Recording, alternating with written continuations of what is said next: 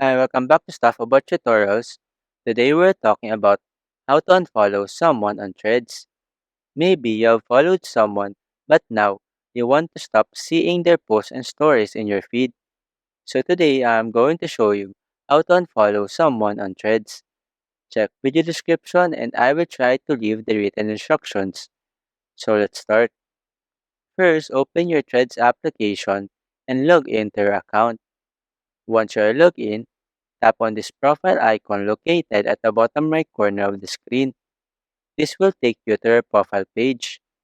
In this page, tap on this followers section just under your profile bio. Here, tap on the following tab. This will display a list of all the users that you are currently following. Scroll to the list and find the person that you want to unfollow. For example, I want to unfollow this person. So simply tap on this following button next to their username.